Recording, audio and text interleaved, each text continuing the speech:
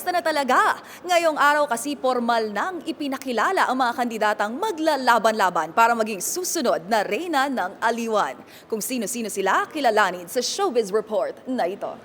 Agad nagpakitang gilas sa pagrampa ang 80 official candidates ng Reyna ng Aliwan 2024 sa idinaos na press presentation ngayong araw. Ang mga naggagandahang dilag mula sa iba't ibang panig ng Pilipinas, handang-handa na para sa tagisan ng ganda, galing at talino sa Biyernes. Dala ang pangalan ng kanilang mga ipinagmamalaking pista.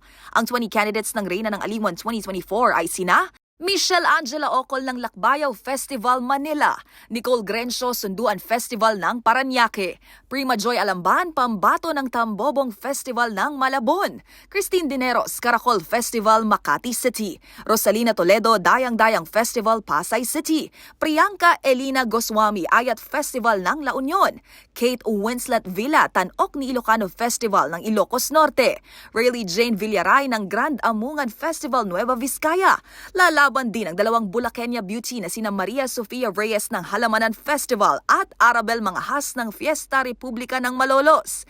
Kabilang din sina Zarina Ayub ng Dinamulag Festival Iba Zambales, Riz D. Esplegira ng Antipolo Maytime Festival at Suyen del Rosario ng Hamaka Festival Taytay Rizal. Habang may tatlo namang kandidatang nanggaling sa probinsya ng Quezon.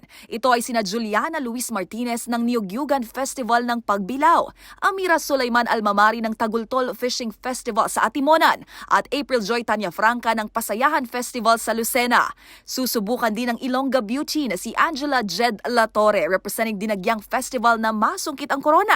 O muli ba itong mayuwi ng pambato ng Sinulog Festival na si Moriel Bogart ng Cebu City? Habang si Mia Lorin Tamayo naman ang kinatawan ng Cebu Province para sa Pasigarbo sa Sugbo Festival.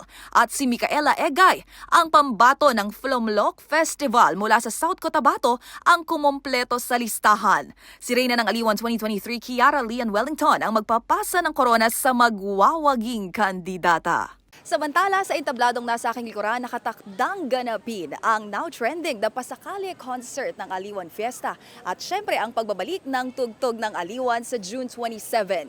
Nasusundan ng Reyna ng Aliwan pageant sa Aliw Theater sa Biyernes. At sa Day 3, June 29, masasaksihan ang float parade, street dance competition at syempre ang kaabang-abang na awarding ceremonies ng tinaguriang Grandest Festival of Champions.